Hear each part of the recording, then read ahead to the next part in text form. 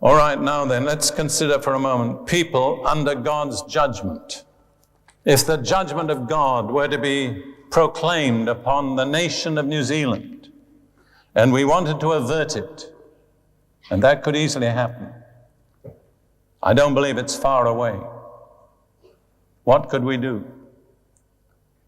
We could fast and humble ourselves before God. See, there was one outstandingly wicked king in Israel called Ahab. I don't know whether you remember the story of Ahab, but he married Jezebel, and he led Israel into idolatry and every kind of wickedness. And in 1 Kings chapter 21, Elijah had a confrontation with Ahab. And he pronounced God's judgment on him. And God says to him in verse 22, I will make your house like the house of Jeroboam the son of Nebat, and like the house of Baasha the son of Ahijah. Every male and every female in your family will be destroyed. That's God's judgment. And then it goes on to say in verse 25, but there was no one like Ahab who sold himself to do wickedness in the sight of the Lord, because Jezebel, his wife, stirred him up. So he was the most wicked king. And God had pronounced judgment on him through the prophet Elijah. But Ahab feared the Lord. In verse 27, heard these words, he tore his clothes, put sackcloth on his body, and fasted and lay in sackcloth, and went about mourning. And the word of the Lord came to Elijah, saying, see how Ahab has humbled himself before me. Because he has humbled himself before me, I will not bring the calamity in his days, but in the days of his son. Now there is a man singled out as the most wicked king of Israel up to that time. God's judgment was pronounced on him and his family. But when he humbled himself with fasting, God said, I won't bring the judgment in his day.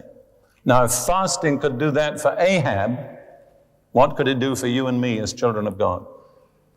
Do you see the potential?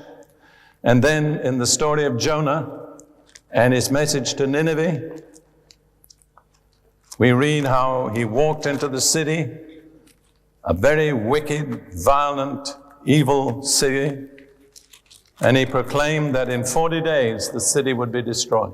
Now that was a message from God. How did the inhabitants of Nineveh respond? It says in Jonah chapter 3, then word came to the king of Nineveh, and he arose from his throne and laid aside his robe, covered himself with sackcloth and sat in ashes. He caused the whole city to fast. Even the animals fasted. And it says at the end of that, then God saw their works, that they turned from their evil way. And God relented from the disaster that he had said he would bring upon them, and he did not do it. A Gentile city, notorious for its wickedness, heard the message of one prophet once, repented with fasting and mourning, and God spared the entire city. And Nineveh was spared judgment for well over 100 years from that time. So if fasting would do that for Nineveh, what would it do for this nation? What would it do where people of God humble themselves, call out to him? And then to avert disaster, if you read the book of Esther, you'll read how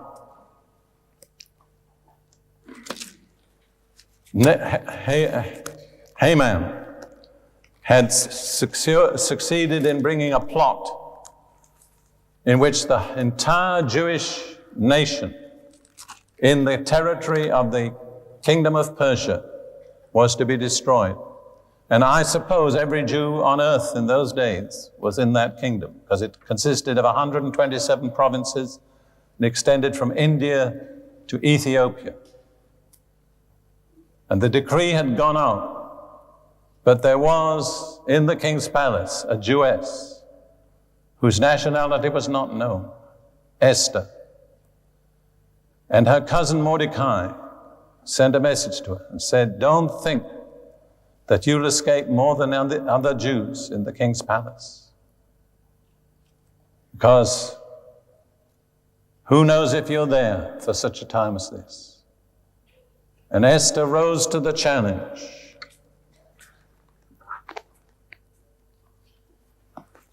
And she said, go gather all the Jews who are present in Shushan and fast for me. Neither eat nor drink for 3 days, night and day. My maids and I will fast likewise. And so I will go to the king, which is against the law. And if I perish, I perish. You read the rest of the story. A further edict was issued.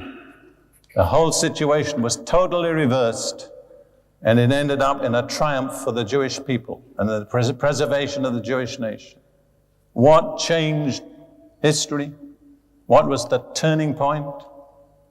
When God's people fasted. See, I think it would be almost impossible to exaggerate the potential for fasting to change the course of history. And it's no wonder that Satan tries to keep this key out of the hands of God's people. He's afraid of it.